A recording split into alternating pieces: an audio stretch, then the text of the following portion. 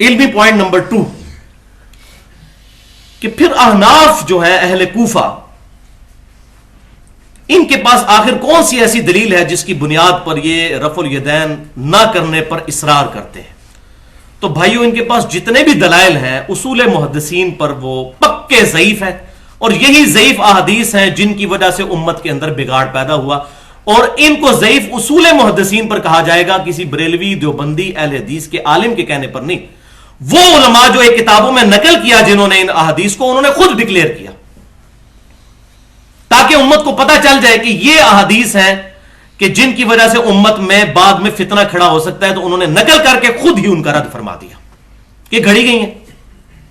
یا بھائی لادہ سے ٹاپک ہے، اس کے بعد ٹائم ملا تو میں انشاءاللہ آپ کو ڈیٹیل سے کبھی بتاؤں گا۔ البتہ میں ایک لیکچر ضرور ریکارڈ کروا چکا ہوں، میں یہاں پر بتا دوں کہ مسئلہ نمبر 36 کے نام سے اہل سنت پاک.com پر اہم ترین لیکچر ہے ضعیف الاسناد اور من گھڑت احادیث کے فتنے کا تحقیقی جائزہ، 1 گھنٹہ اور 25 منٹ کی میری گفتگو ہے۔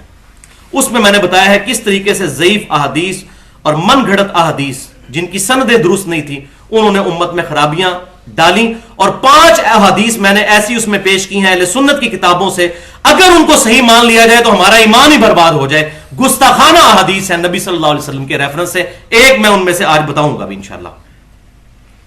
جب تک اصول محدثین کو نہیں مانا جائے گا، پھر ساری حدیثیں جو کتابوں میں موجود ہیں اگر مانی جائیں گی تو پھر ایمان سے بھی ہاتھ دھونا پڑے گا اگر صحیح اور ضعیف کا فرق نہ کیا جائے۔ تو یہ اصل مسئلہ کیا ہے کہ یہ ضعیف روایتیں سب سے بڑا فتنہ بنی، اور ان کے پاس جو مضبوط روایت ہے نا جی، وہ صرف ایک ہی ہے جو بقول ان کے مضبوط ہے، باقی تو سب وہ خود بھی شرم کر رہے ہوتے ہیں اس کو ڈیفینڈ کرتے ہوئے۔ لیکن ایک حدیث جو ہے ہماری مین سٹریم کی بکس میں جو آئی ہے وہ ایک ہی روایت ہے، وہ میں اس کو بیان کر دیتا ہوں اور اس کا معاملہ بھی سیدھا کر دوں، باقی تو آپ کو ایڈریس کرنے کی ضرورت ہی نہیں ہے کیونکہ کسی مین بکس میں نہیں، وہ دور دراز کی کتابوں میں ہے اور محدثین نے آلریڈی ان پر بڑے سخت کامنٹس کیے ہوئے ہیں۔ وہ حدیث ہے جناب سیدنا ابن مسعود رضی اللہ تعالیٰ عنہ کی طرف منسوب، یہ جملہ یاد رکھیے گا، منسوب، کیونکہ ابن مسعود رضی اللہ تعالیٰ عنہ سے ثابت ہو جائے تو ہم آج کرنے کے لیے تیار ہیں۔ صحیح بخاری میں ہے کہ نبی صلی اللہ علیہ وسلم کی سب سے زیادہ سنت کی پیروی کرنے والے ابن مسعود تھے رضی اللہ تعالیٰ عنہ۔ صحیح بخاری میں ہی آتا ہے ان کے فضائل کے چیپٹر میں کہ ابن مسعود رضی اللہ تعالیٰ عنہ نبی صلی اللہ علیہ وسلم کی مبارک جوتیاں سفر و حضر میں ہر وقت اپنے ساتھ اٹھا کر پھرتے تھے، ان کا نام ہی پڑ گیا تھا یا صاحب النعلین، اے نبی صلی اللہ علیہ وسلم کی مبارک جوتیوں والے۔ لیکن وہی ہوتا ہے، جتنی بڑی شخصیت ہوتی ہے اس کے ساتھ جھوٹ منسوب کیا جاتا ہے، جیسا کہ سیدنا عیسیٰ علیہ السلام وجیہن فی الدنیا والآخرہ ہے، لیکن 2.25 ارب انسان روئے ارض پہ عیسیٰ علیہ السلام کے بارے میں ڈیوینٹی کلیم کر رہے ہیں کہ نہیں، عیسیٰ علیہ السلام کی تعلیمات ہیں کہ وہ اللہ کے بیٹے ہیں۔ اب اتنی بڑی شخصیت کے اوپر اتنا بڑا بہتان تو ہم مانتے ہیں؟ تو ابن مسعود رضی اللہ تعالیٰ عنہ پر اتنا بڑا بہتان کیسے مان لیں جو اصول محدثین پر ثابت ہی نہیں ہے؟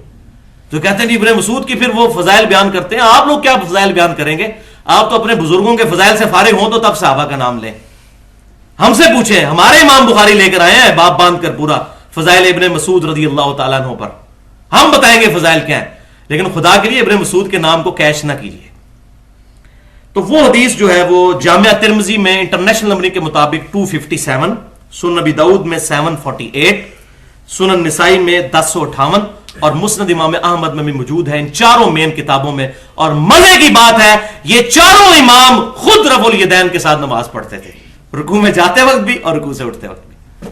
اب یہ خود ہی کلیئر کر دے گا کہ ان احادیث کی سند کا سٹیٹس کیا ہے، وہ خود کیوں نہ عمل کرتے پہلے، چاروں یہ سب مانتے ہیں۔ اگلے دن میں ڈاکٹر طاہر القادری صاحب کی ویڈیو دیکھ رہا تھا تو انہوں نے کہا امام ترمذی جنت میں نہیں جائیں گے، وہ رفع الیدین کرتے تھے رکوع میں جاتے وقت اور رکوع سے اٹھتے وقت، اور کتب ستہ کے سارے اماموں کے انہوں نے نام لیے، امام بخاری، امام مسلم، ابو داؤد، ترمذی، نسائی، ابن ماجہ۔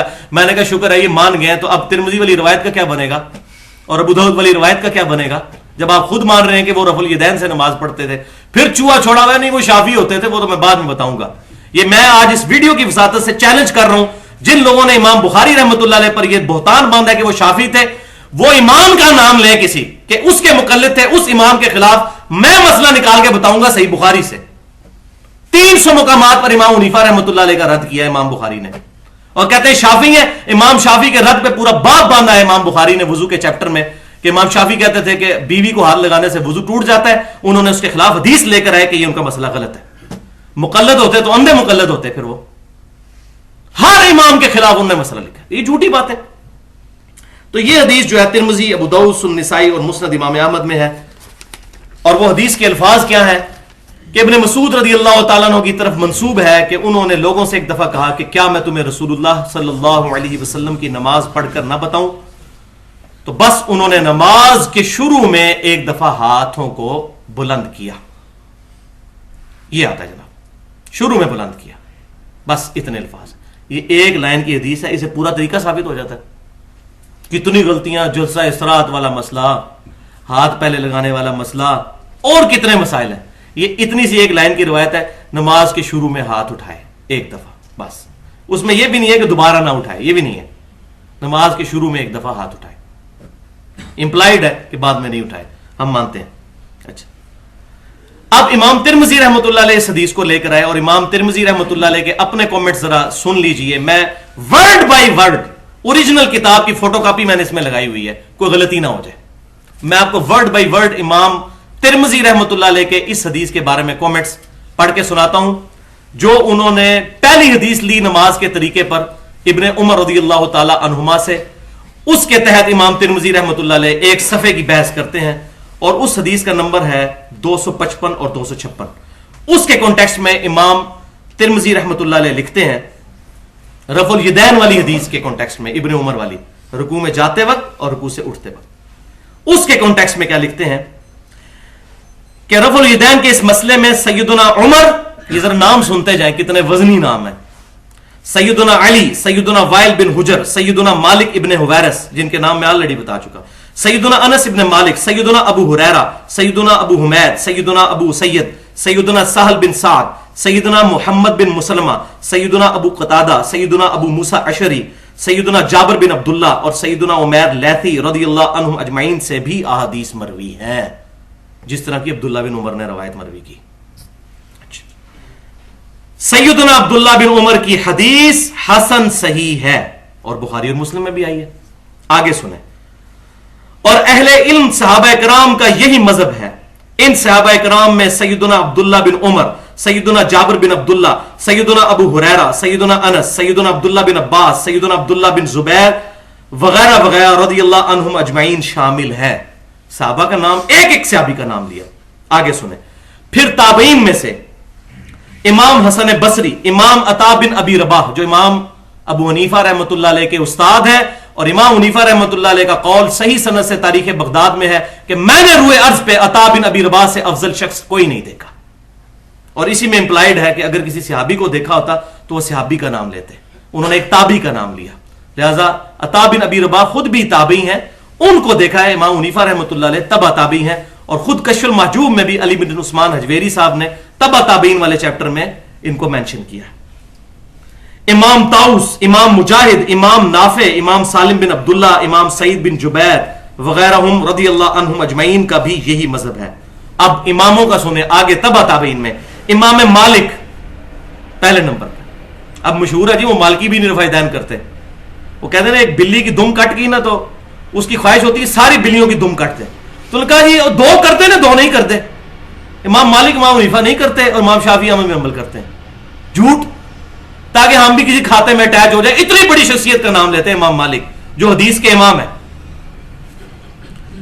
امام مالک پہلے نمبر پہ، امام مالک کا نام لیا امام ترمذی نے. امام مالک، امام معمر، امام اوزائی، امام سفیان بن عیینہ، امام عبداللہ بن مبارک، امام شافعی، امام احمد بن حنبل، امام اسحاق رحمہم اللہ اجمعین کا بھی یہی قول ہے.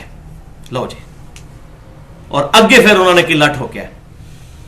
اس تابوت میں آخری کیل ٹھوکا انہوں نے کہ امام عبداللہ بن مبارک فرماتے ہیں، اور یہ کون ہے؟ امام حنیفہ رحمۃ اللہ علیہ کے شاگرد، المتوفا 181 ہجری میں یہ فوت ہوئے، اور بخاری مسلم کے بنیادی راویوں میں سے کہ عبداللہ بن مبارک فرماتے ہیں کہ رفع الیدین کرنے والے لوگوں کی دلیل سیدنا عبداللہ بن عمر کی حدیث ثابت ہے، جو کہ امام زہری نے ان کے بیٹے سالم بن عبداللہ سے روایت کی، جو ہم پہلے سن چکے شروع میں. اور عبداللہ بن مسعود رضی اللہ تعالیٰ عنہ کی وہ حدیث ثابت ہی نہیں ہے جس میں یہ ذکر ہے کہ نبی صلی اللہ علیہ وسلم صرف پہلی مرتبہ رفع الیدین کرتے تھے. لو جی کام بھی سیدھا ہو گیا. ثابت ہی نہیں ہے. امام ابو حنیفہ رحمۃ اللہ علیہ کے شاگرد نے فرما دیا. اللہ اکبر کبیرہ. اچھا جی, اس میں جتنے امام ترمذی نے دعوے کیے ہیں یہ تمام کے تمام دعوے صحیح اسناد کے ساتھ بخاری میں, مسلم میں, ابو داؤد, ترمذی, نسائی, ابن ماجہ میں موجود ہیں. اس کے علاوہ مصنف ابن ابی شیبہ میں اور جز رفع الیدین میں بھی صحیح سند کے ساتھ پوری سندوں کے ساتھ موجود ہے. اور عبداللہ بن مبارک کے قول کی سند ترمذی بھی لے کر آئے ہیں اور بالکل صحیح سند ہے. اب رہا امام ترمذی رحمۃ اللہ علیہ کا ابن مسعود رضی اللہ تعالیٰ عنہ کی حدیث 257 نمبر لے کر اس کو لکھنا کہ یہ حسن ہے. صحیح نہیں لکھا انہوں نے, حسن کہا. حسن. اور کہا کہ ایک سے زیادہ صحابہ اور اہل علم کا بھی یہی قول ہے اور اہل کوفہ کا بھی یہی قول ہے. ایک سے زیادہ صحابہ اور اہل علم اور اہل کوفہ کا بھی یہی قول ہے. کسی صحابی کا نام نہیں انہوں نے مینشن کیا, وہ کون ایک سے زیادہ ہے. تو اس میں امپلائڈ ہے کہ ایک سے زیادہ صحابہ اور اہل کوفہ کا یہ قول مشہور ہے جو عوام کے اندر. کئی چیزیں مشہور تھی نا. برا بن عازب رضی اللہ تعالیٰ عنہ کی ایک اور روایت بھی آتی ہے, وہ تو خیر بہت کمزور روایت ہے. اس طرح کی چیزیں مشہور تھی. تو امام ترمذی نے فرمایا کہ یہ حدیث حسن ہے. اس پہ وہ کہتے ہیں دیکھو یہ حدیث حسن ہے. یہ ایک حدیث نظر آتی ہے اور درجنوں حدیث جو بخاری سے لے کر ابن ماجہ تک نماز کے طریقے پر ہیں, اور خود 6 کے 6 اماموں کا عمل کس پر ہے. اور فقہ کے جو 4 بڑے امام ہیں, ویسے امام تو بہت ہیں, امام جعفر صادق رحمۃ اللہ علیہ سب سے بڑے امام ہیں, امام حنیفہ رحمۃ اللہ علیہ کے بھی استادوں میں سے ہیں, امام موسیٰ کاظم رحمۃ اللہ علیہ امام شافعی کے استادوں میں سے ہیں, یہ بھی اہل بیت کے جو امام ہیں یہ بھی ہمارے اماموں میں سے ہیں. تو باقی ان 4 میں سے 3 بھی, امام مالک, امام شافعی, احمد بن حنبل, وہ بھی کرتے ہیں. اور کسی کورٹ میں کیس پیش ہو اور 3 جج ایک طرف فیصلہ کریں تو 3 والا تو مسئلہ ہی نہیں, پوری امت ایک طرف کھڑی ہوئی ہے. اللہ اکبر. تو اس کو سمجھ لیں امام ترمذی کی جو اصطلاح حسن کیا ہے, اس پہ تو میں 1 گھنٹہ بول سکتا ہوں, لیکن عام بندے کے لیے یہ بات سمجھ لیں کہ امام ترمذی رحمۃ اللہ علیہ کے بارے میں بریلوی, دیوبندی اور اہل حدیث اس بات پر متفق ہے کہ امام ترمذی رحمۃ اللہ علیہ احادیث پر حکم لگانے کے بارے میں لینینٹ ہے, نرمی کے ساتھ حکم لگاتے ہیں. لیکن یہ اس میں نہیں میں بیان کر رہا, ویسے میں بتا رہا ہوں. اسی لیے جب ان کے خلاف احادیث آتی ہیں ان کو امام ترمذی حسن کہہ دیں تو احمد بریلوی صاحب بھی کہتے ہیں فتاوی رضویہ میں ترمذی کے حسن سے دھوکہ نہ کھانا. دیوبندی علماء بھی لکھے اپنی کتابوں میں, سرفراز خان صفدر صاحب, ترمذی کے حسن سے دھوکہ نہیں کھانا چاہیے, وہ تو کئی بالکل بے سند باتوں کو بھی حسن کہہ دیتے ہیں. اب ہم اس کو اصول محدثین پر دیکھتے ہیں. بیسک اصول ہے محدثین کا جس کے تحت یہ حدیث پکی ضعیف ہے اور آج تک اس کا سکم کوئی دور نہیں کر سکا. اور وہ سکم کیا ہے کہ اس حدیث میں سفیان ثوری رحمت اللہ علیہ مدلس ہیں اور وہ ان سے روایت کر رہے ہیں. سما کی تصریح کوئی نہیں ثابت. وہ حدثنا یا اخبرنا سے اپنے استاد سے نہیں روایت کرتے کہ میرے استاد نے مجھے حدیث بیان کی یا میرے استاد نے مجھے خبر دی. وہ کہتے ہیں ان, جس طرح ہم بھی کہتے ہیں ان ابی ہریرہ رضی اللہ تعالیٰ عنہ. تو پوری سند کتاب میں موجود ہوتی ہے, وہ سند تو باہر آنی چاہیے, ورنہ میں نے تو سیدنا ابو ہریرہ سے نہیں سنا, وہ تو 59 ہجری میں فوت ہو گئے تھے. تو وہ پھر پوری سند لی جاتی ہے. تو سفیان ثوری نے اس کو ان سے بیان کیا ہے اور مدلس ہیں, پکے مدلس ہیں. بریلوی, دیوبندی, اہل حدیث سب مانتے ہیں سفیان ثوری مدلس ہیں, اور جب وہ ان سے روایت کرتے ہیں تو ان کی ان والی روایت ضعیف ہوگی جب تک وہ یہ بیان نہ کر دیں کہ میں نے کس استاد سے یہ حدیث سنی. تدلیس کہتے ہیں چھپانے کو.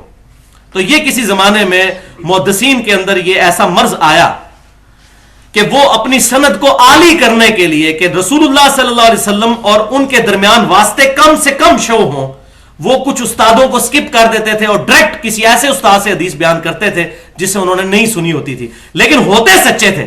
یہ نہیں کہتے تھے حدثنا یا اخبرنا, کہتے تھے ان فلاں, کہ فلاں سے روایت ہے. یہ نہیں بتاتے تھے کہ میں نے سنا ہے, ظاہر ہے یہ کہتے تو جھوٹے ڈکلیئر ہو جاتے. تو اس طریقے سے یہ مرض چل پڑا, اور اسی لیے میں تو امام شعبہ کے ساتھ ہوں, وہ کہتے ہیں میں زنا سے بدتر سمجھتا ہوں تدریس کرنے کو. لیکن یہ بھی بات یاد رکھیے کہ یہ سما کی تصریح جب تک ثابت نہیں ہوگی وہ روایت ضعیف رہے گی. ہاں سما کی تصریح کسی دوسری کتاب سے مل جائے تو الحمدللہ. آج اس ویڈیو کی وساطت سے ہمیشہ سے علماء اہل سنت یہ اہل کوفہ کو چیلنج دیتے آئے ہیں کہ دنیا کی تمام احادیث کو جمع کریں اور ایک ہی مسئلہ ہے نا اس وقت پوری دنیا کے گلے میں اٹکا ہوا ہے احناف کے کہ وہ سما کی تصریح تلاش کر دیں ہمیں کہ سفیان ثوری نے کس سے سنا ہے، استاد ڈھونڈے ان کا. کچھ نے کہا، پھر انہوں نے پول بھی کھولا ہے کہ اس میں کون راوی ہے، لیکن میں بتاؤں گا نہیں، اس پہ پردہ ہی ڈالتا ہوں. تو سما کی تصریح تلاش کریں تو انشاءاللہ حدیث کو بیان کریں گے اور اسی وقت رب الیدین چھوڑ دیں گے.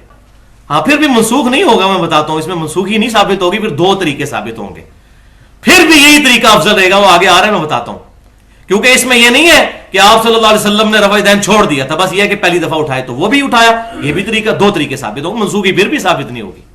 لیکن انشاءاللہ ہم کبھی کبھار اسرا بھی پڑھ لیں گے، کبھی کبھار اسرا بھی پڑھ لیں گے، کیونکہ پھر صحابی سے ثابت ہو جائے گا نا. لیکن یہ الحمدللہ چیلنج امام بخاری رحمۃ اللہ علیہ 1200 سال پہلے دیا تھا، آج تک قائم ہے کہ اس حدیث کی صحیح سند نکالیں. تو اس وقت سب سے بڑی ٹینشن یہ لینی چاہیے. اور یہاں میں بتا دوں، یہ دھوکہ دیتے ہیں پبلک کو، حالانکہ ان کو پتا ہے، ان کی عوام کو. آپ کو پتا ہے مشرکین مکہ جو تھے نا، ان کی مسلمانوں سے دشمنی تھی، اور یہودیوں کو پتا تھا کہ نبی صلی اللہ علیہ وسلم تو موسیٰ علیہ السلام کو مانتے تو ہیں نا، اور مشرکین تو ان کو بھی نہیں مانتے. تو جب غصے میں آتے تو کہتے تھے ان مسلمانوں سے تو یہ مشرکین بہتر ہے.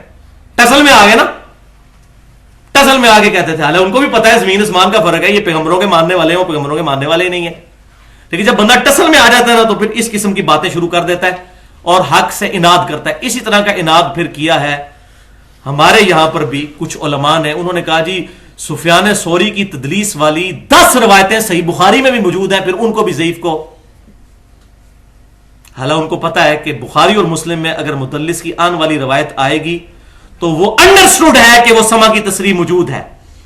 ان کو پتا ہے، وانتم تعلمون، تم جانتے تو ہو وہ کیا سما کی تصریح ہوتی ہے. امام بخاری رحمت اللہ علیہ، یہ چیلنج میں کرنے لگا ہوں کہ سفیان ثوری کی جو 10 حدیثیں لے کر آئے، ایک حدیث ایبسولوٹ دکھائیں پوری صحیح بخاری میں سے، ان 10 میں سے، جس میں انہوں نے اس حدیث کو مطابقت میں نہ لیا ہو. مطابقت میں لیا، پہلے اوپر پوری سند بیان کی کہ پوری متصل سند یہ ہے، اور پھر آن والی بھی بیان کی، اس کی بنیاد پر اس کو ٹھیک کہا. جس طرح سنن ابی داؤد میں ایک ضعیف روایت ہے کہ نبی صلی اللہ علیہ وسلم کو ایک صحابی نے سجدہ کیا، آپ صلی اللہ علیہ وسلم نے ان کو ڈانٹا، فرمایا یہ کیا کر رہے ہو؟ تو انہوں نے کہا میں اہل کوفہ کے پاس گیا تھا، وہاں میں نے دیکھا لوگ اپنے سردار کو سجدہ کرتے ہیں، تو میں نے سمجھا کہ آپ صلی اللہ علیہ وسلم کو سجدہ کرنا تو اس سے بھی بہتر ہے، آپ ہمارے لیے زیادہ تعظیم کے لائق ہیں. تو آپ صلی اللہ علیہ وسلم نے وہاں فرمایا کہ اگر میں سجدہ جائز سمجھتا تو بیویوں سے کہتا کہ اپنے خامدوں کو سجدہ کریں اس حق کی سبب جو اللہ نے ان کو دیا ہے. یہ سنن ابی داؤد کے اندر تو ضعیف ہے روایت، لیکن سنن ابن ماجہ میں اس کی صحیح سند موجود ہے. تو اس حدیث کو ہم پھر کہتے ہیں اس کا متن صحیح ہے، سند ضعیف ہے. متن صحیح ہے اور اس کی صحیح سند سنن ابن ماجہ میں موجود ہے، ہم اس روایت کو مانتے ہیں اور بیان بھی کرتے ہیں. لیکن اس کی کوئی روایت نکالے نا تو بخاری میں جو 10 کی 10 روایتیں آئی ہیں وہ سما کی تصریح کے ساتھ ہیں. پہلے پوری متصل سند امام بخاری لے کر آئے، اس کی مطابقت میں لے کر آئے سفیان ثوری کی تدلیس والی. لیکن یہ مولویوں کو، ان کے ملوں کو پتا ہے، لیکن پبلک کو دھوکہ دیتے ہیں. ان کو پتا پبلک کو اب اتنی کریٹیکل بات کون بتائے گا، الحمدللہ ہم ہیں نا بتانے والے حق. اب ان سے جا کے پوچھیں گے کر کے چپ کر جائیں گے کہ لو جی اب وہ راز ہی کھل گیا، جو اصل چیز ہم نے پردہ ڈالا ہوا تھا بچپن سے، لوگوں کو پٹیاں پڑھائی ہوئی نہیں، ختم ہو گیا. تو یہ ان کی علم کی بھی انتہا پھر یہاں تک ہے. ابھی تو کئی باتیں آئیں گی، آپ حیران ہوں گے کہ کس کس طریقے سے مولوی جو ہے وہ دھوکہ دیتے ہیں. اگر پھر کوئی کہتا ہے نہیں جی یہ سما کی تصریح والا رول میں نہیں مانتا، کتابوں میں تو لکھی ہوئی حدیث، تو پھر اب وہ اس کے لیے پھر جب کوئی علاج نہ ہو تو پھر میرے پاس وہ جواب ہے جس کو ہم کہتے ہیں فلسفی کی لینگویج میں، منطق کی لینگویج میں لاجیکل آنسر، جس کو میں نے پنجابی میں ٹرانسلیٹ کیا ہے پھکی، علمی پھکی. پھر وہ یہ ہے کہ اگر کوئی کہتا ہے نا جی میں سما کی تصریح والے اصول کو نہیں مانتا، تو اس کو پھر میں دعوت دیتا ہوں کہ پھر اس حدیث کا کوئی جواب دے اور اپنا ایمان بچا کر بتائے. مسند امام احمد میں حدیث موجود ہے اور امام بخاری کی الادب المفرد میں بھی موجود ہے، جس میں ضعیف روایتیں بھی ہیں. امام بخاری کا دعویٰ صرف صحیح بخاری کے بارے میں ہے اور امت نے ایکسپٹ کیا ہے، ان کے کہنے پر نہیں، پرکھنے کے بعد. لہذا تعالی القادری صاحب کو بھی اب مسئلہ سمجھ آ جائے گا. وہ کہتے ہیں جی ہم امام حنیفہ کے مقلد ہیں، آپ امام بخاری کے ہیں. امام بخاری کے مقلد ہو تو ان کی یہ روایت بھی مان لیں. ہم الادب المفرد میں لے کر آئے اور مشکات میں بھی 3 جلد میں انٹرنیشنل نمبرنگ کے مطابق 4902 نمبر روایت ہے. مفاخرت اور عصبیت کے بیان میں نبی صلی اللہ علیہ وسلم کی طرف منسوب ہے یہ حدیث، لیکن کتابوں میں تو آ گئی نا جی. وہ کہتے ہیں کتابیں تو لکھی ہوئی ہے، مسند امام احمد میں بھی ہے، الادب المفرد میں بھی ہے اور مشکات میں بھی، کہ جو شخص اپنے جہلی نسب پر فخر کرے تو اس کو کہو کہ اپنے باپ کا عضو تناسل کاٹ کے اپنے منہ میں رکھ لو، اور یہ بات کنائے سے نہ کرو، ڈائریکٹ اس کو کہو۔ وَلِعَاذُ بِاللَّهِ تَعَالَى، میرے محبوب صلی اللہ علیہ وسلم سے بعید ہے اس قسم کی ولگر لینگویج۔ وَإِنَّكَ لَعَلَىٰ خُلُقٍ عَظِيمٍ، اور بے شک اے محبوب صلی اللہ علیہ وسلم آپ اخلاق کے بلند ترین درجے پر فائز ہیں۔ اور بخاری اور مسلم کی متفق علیہ حدیث ہے، امام کائنات صلی اللہ علیہ وسلم میں کنواری لڑکیوں سے زیادہ شرم و حیا تھی۔ یہ بات کر سکتے تھے آپ صلی اللہ علیہ وسلم؟ اور اس میں کیا ہے، حسن بصری مدلس ہے اور ان سے روایت کر رہے ہیں، وہی رول اتنے بھی لگتا ہے، وہی رول لگتا ہے یہاں پر بھی۔ اور حسن بصری تو سفیان ثوری سے بھی ہزاروں گنا بڑے امام ہیں، تابعی ہیں، 70 صحابہ کی صحبت کرنے والے، ان کی بھی تدلیس والی روایت نہیں مانی جاتی، ورنہ یہ روایت مانے اور اپنا ایمان برباد کر لیں، وَلِعَاذُ بِاللَّهِ تَعَالَى۔ اس قسم کی 5 مثالیں میں نے اس ایٹم بم لیکچر میں دی ہیں، 1 گھنٹہ اور 25 منٹ کا اپنی نوعیت کا منفرد لیکچر ہے، مسئلہ نمبر 36 اہل سنت پاک.com پر ضعیف الاسناد اور من گھڑت احادیث کے فتنے کا تحقیقی جائزہ۔ یہ ایک ایکسٹریم بیان کی اور دوسری ایکسٹریم منکرین حدیث کے فتنے کا تحقیقی جائزہ، 1 گھنٹہ اور 35 منٹ میں مسئلہ نمبر 35 کے نام سے۔ یہ دونوں ایکسٹریمز ہیں، اور اس میں میں نے ایک گولڈن کوٹ کہا ہے کہ منکرین حدیث پیدا ہی اس لیے ہوئے ہیں کہ جب ہم ہر حدیث کو قبول کر لیتے ہیں تو بیچارے صحیح روتے ہیں کہ یہ حدیثیں جو ہیں وہ تو عصمت انبیاء کے خلاف ہے، یہ تو قرآن کے خلاف ہے، تو رونا تو ہے انہوں نے۔ تو کوئی جواب نہیں ہوتا جب تک اصول محدثین کو نہیں مانا جائے گا، اس وقت تک آپ منکرین حدیث کے خلاف باندھ ہی نہیں سکتے، بیڑا غرق ہو جائے گا اس ذخیرہ حدیث کا اگر صحیح اور ضعیف کا فرق نہیں کریں گے۔ تو میں پھر دوبارہ چیلنج کرتا ہوں کہ سما کی تصریح نکالیں سفیان ثوری کی، ہم دونوں طریقوں سے نماز پڑھنے کے لیے انشاءاللہ تیار ہیں۔ یہ امام ترمذی کے کمنٹ سے، اب امام ابو داؤد کے بھی ذرا کمنٹ سن لیجئے۔ امام ابو داؤد نے یہ حدیث لی، نمبرنگ میں پہلے بتا چکا، انہوں نے اس حدیث کے ساتھ پتہ کیا لکھا، وَلَيْسَ بِصَحِيحٍ عَلَى هَذَا الْمَعْنَى، اور ایک روایت میں ہے وَلَيْسَ بِصَحِيحٍ عَلَى هَذَا اللَّفْظ، ان الفاظ کے ساتھ ابن مسعود رضی اللہ تعالیٰ عنہ کی حدیث صحیح نہیں ہے۔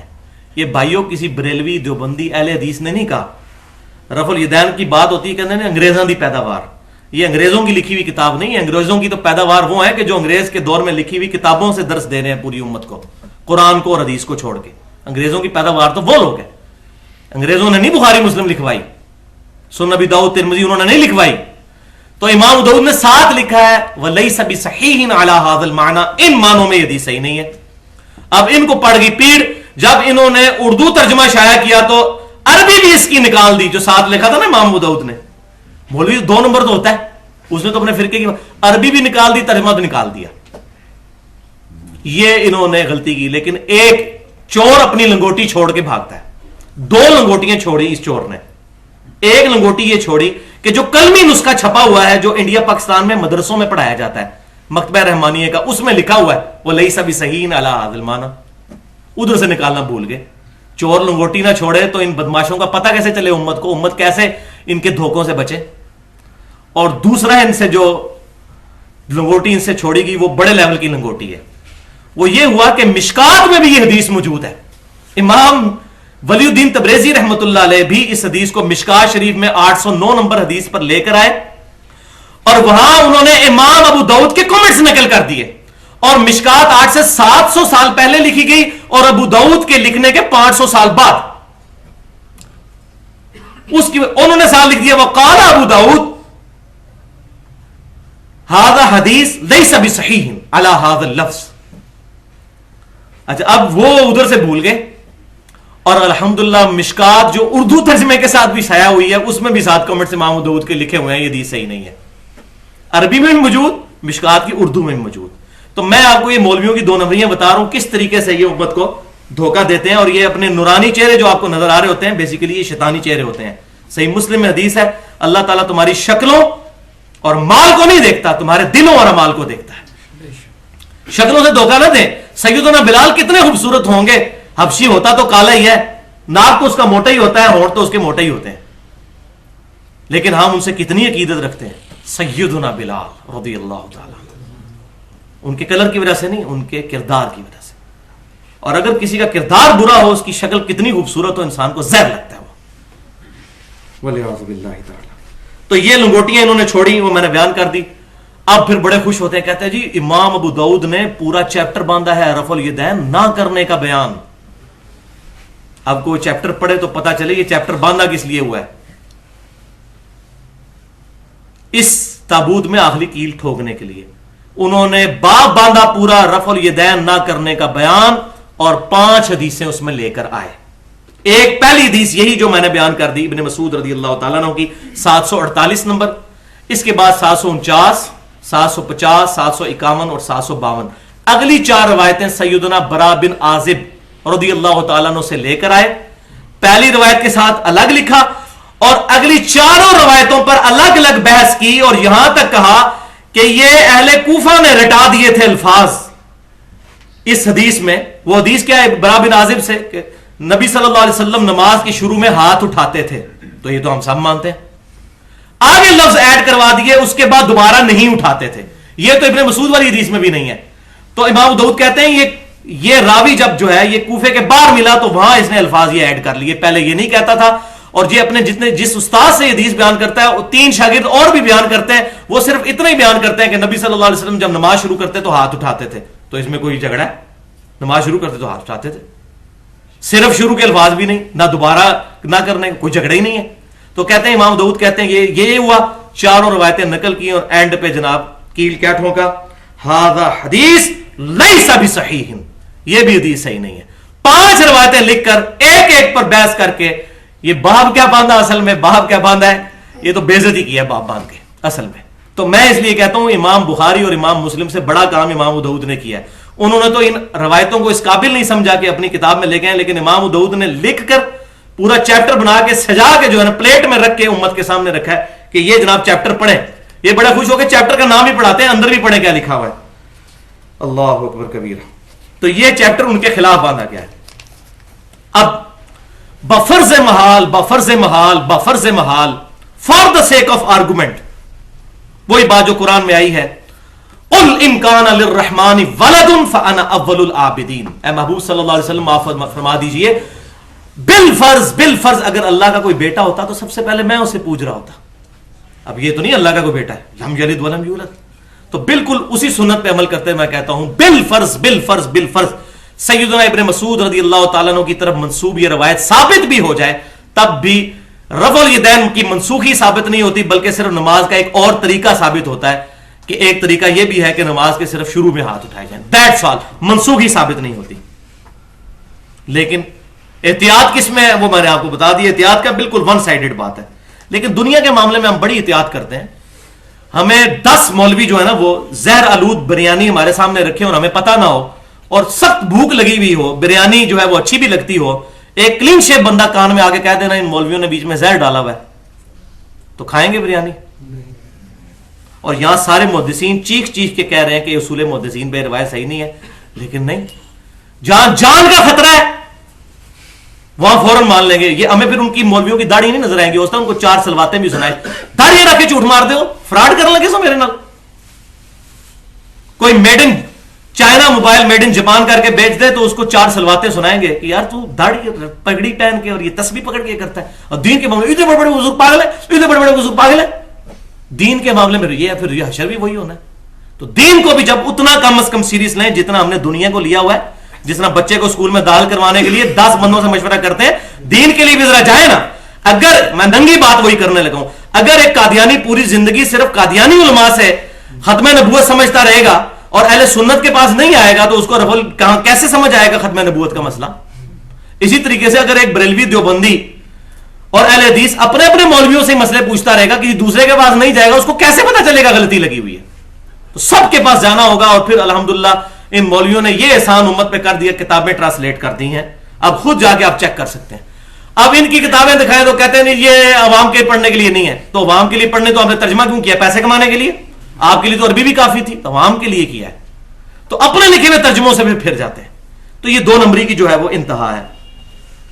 اب اس کانٹیکسٹ میں ذرا دل تھام کر، میں اتنی سخت گفتگو کرتا نا تو شاید کسی کو ہضم نہ ہوتی، لیکن یہ اللہ کی کروڑوں رحمتیں ہوں امام بخاری رحمت اللہ علیہ پر، انہوں نے بڑے سخت الفاظ کے ساتھ گفتگو کی ہے۔ وہ میں ورڈ بائی ورڈ آپ کو گفتگو سنانے لگا ہوں تاکہ یہ ایشو ریزالو ہو جائے. امام بخاری رحمت اللہ علیہ نے 122 احادیث جمع کی ہیں, الگ سے ایک حدیث کی کتاب لکھی ہے جو صحیح سند سے تمام محدثین نے ثابت کیا کہ ان کی ہی کتاب ہے, جیسے کہ صحیح بخاری. اس کا نام ہے جز رفع الیدین. جز کہتے ہیں حدیث کی اس کتاب کو جو صرف ایک ٹاپک پہ لکھی جاتی ہے. صحیح بخاری جو ہے اس کا نام ہے الجامع الصحیح, جامع کتاب ہے صحیح احادیث کی, لیکن جز جس میں صرف ایک ٹاپک ہو. جز القراء بھی لکھی امام بخاری نے. جز رفع الیدین میں انہوں نے مقدمے میں اپنی اس کتاب کو لکھنے کا مقصد بیان کر دیا. وہ ورڈ بائی ورڈ اوریجنل بک سے فوٹو کاپی میں نے لگائی ہوئی ہے, آپ کو پڑھ کے سناتا ہوں. وہ کہتے ہیں یہ کتاب اس مجہول شخص پر رد ہے. اس بندے کا نام نہیں انہوں نے لیا, کون ہے. این ممکن ہے ان کے زمانے میں کوئی ایسا شخص ہو, جیسا کہ ابن جوزی رحمہ اللہ کے زمانے میں ایک یزیدی تھا, تو اس کے خلاف امام ابن جوزی نے وہ کتاب لکھی شعراء. یہ اس سرکش کا رد ہے جو یزید کو برا کہنے سے منع کرتا ہے. تو ہو سکتا ہے کہ امام بخاری کے زمانے میں بھی ایسا کوئی سرکش ہو. تو کہتے ہیں یہ اس مجہول شخص پر رد ہے جس نے نماز میں رکوع کے وقت اور رکوع سے سر اٹھانے کے بعد والے رفع الیدین کا انکار کیا. اس نے لا یعنی اور فضول تکلف کرتے ہوئے اجمیوں پر اسے مبہم رکھا, جو عربی نہیں جانتے تھے. اجمیوں مبہم رکھا, ایمبیگوس کر دیا, جو کہ رسول اللہ صلی اللہ علیہ وسلم کے فعل اور قول اور آپ کے صحابہ کے فعل اور ان کی روایت اور اسی طرح تابعین کے فعل سے ثابت ہے. سلف صالحین نے اس مسئلے میں صحیح احادیث کی پیروی کی ہے. اللہ ان سلف صالحین پر رحم فرمائے اور ان کے ساتھ اپنے وعدوں کو پورا فرمائے. لیکن اس منکر نے, اس رد کرنے والے نے اپنے سینے کی کدورت اور دل کی تنگی ظاہر کی ہے. اس نے رسول اللہ کی سنت سے نفرت اور اہل سنت سے دشمنی اور تکبر کیا ہے. اندازہ کریں جو رفع الیدین کے خلاف بات کرتا ہے اس کے بارے میں. آگے تو انہوں نے حد ہی کر دی. اس بدعتی کے گوشت ہڈیوں اور دماغ میں بدعت گھس چکی ہے. گوشت ہڈیوں اور دماغ میں. اور یہ نہ سمجھیں ان کے اپنے الفاظ ہیں, یہ سنن ابی داؤد اور ترمذی میں صحیح حدیث ہے. میری امت میں ایسے گروہ پیدا ہوں گے جن کے اندر بدعتیں اس طرح سرایت کر جائیں گی جس طرح باولا کتا کسی کو کاٹ جائے اس کا اثر ایک ایک رگ و ریشے میں پہنچ جائے گا. یہ حدیث کے مطابق انہوں نے صحیح کہا ہے کہ بدعت اس کے دماغ, گوشت اور ہڈیوں میں پہنچ چکی ہے. اس کے انکار کی وجہ یہ ہے کہ اس نے اپنے ارد گرد اجمیوں کا جھمگٹا دیکھ کر دھوکے کا شکار ہو کر اپنے آپ کو ان سے منسوب کیا, جبکہ نبی صلی اللہ علیہ وسلم نے تو فرمایا تھا کہ میری امت میں سے ایک جماعت قیامت تک حق پر قائم رہے گی, کوئی نقصان پہنچانے والا ان کو نقصان نہیں پہنچا سکے گا, وہ غالب رہیں گے. غالب کس اعتبار سے؟ دلائل کے اعتبار سے, ورنہ تو پٹائی آج مسلمانوں کی ہو رہی ہے. غالب رہیں گے دلائل, اور آپ کو دلائل بالکل ون سائیڈڈ ہے. جڑا بخاری پڑھتا ہے گمراہ ہو جاتا ہے, کہنا نا بخاری مسلم ڈائریکٹ نہ پڑھو, حدیث ڈائریکٹ نہ پڑھو, بندہ گمراہ ہو جاتا ہے. تو یہ ٹھیک کہہ رہے ہوتے ہیں, بیسیکلی گمراہ ہو جاتا ہے. ان کو راستہ ہی گمراہی کا نظر آ رہا ہے. اب سیدنا بلال کی نظر سے کوئی نبی صلی اللہ علیہ وسلم کو دیکھے تو پتہ چلے نا. ابو جہل کو کیا نبی صلی اللہ علیہ وسلم کی شکل مبارک دل کو کیا اٹریکٹ کرتی جب اس نے دیکھنا ہی کدورت کی نظر سے. اس کو کہتے ہیں چشمہ لگا کے دیکھنا. جب چشمہ ہی ایسا لگایا تو آگے نظر ہی وہی کچھ آنا ہے, پری ڈیٹرمنٹ ریزلٹس کے ساتھ. تو وہ کہتے ہیں کہ قیامت تک وہ گروہ حق پر قائم رہے گا اور رسول اللہ کی تمام سنتیں اسی طرح جاری رہیں گی تاکہ آپ صلی اللہ علیہ وسلم کی مردہ سنتوں کو زندہ کیا جاتا رہے. وہ کہتے ہیں ہم انشاءاللہ اہل سنت کا دفاع کریں گے. اب پتہ چلا اہل سنت اصل میں ہے کون. شراب کی بوتل کے بعد روح افزا لکھ لینے سے, جامع شیری لکھ لینے سے وہ جامع شیری یا روح افزا نہیں بن جاتا. اہل سنت ہے کون. اب پتہ چلا اصلی اہل سنت کون ہے, جو کتاب و سنت کے منہج پر ہے. تو اس ٹاپک پہ مزید تسلی کرنی ہو تو یہ جز رفع الیدین آپ خرید لیں. 122 حدیثیں آپ کو میرا لئے 60-70 روپے کی ترجمے کے ساتھ مل جائے گی. اور الحمدللہ اسی کی کنٹینیوشن کے طور پر میں سمجھتا ہوں دور حاضر میں ایک بہت بڑے حدیث کے جو محدث ہیں شیخ زبیر علی زئی صاحب حفظہ اللہ, انہوں نے کتاب لکھی ہے نور العینین, تقریباً 500 صفات پر. اور انہوں نے یہ ساری کی ساری چیزیں ایسی کنکلوڈ کی ہیں کہ میں کہتا ہوں آج اگر امام بخاری زندہ ہوتے تو ان کا ماتھا چوم لیتے. جس طریقے سے انہوں نے یہ تمام ایشوز کو ایڈریس کر کے اب یہ ہمیشہ کے لیے ریزالو, کیونکہ ہر زمانے میں نئے نئے بہانے شروع ہوتے ہیں نا, تو ہر زمانے میں لوگ پھر ان کا جواب دیتے ہیں.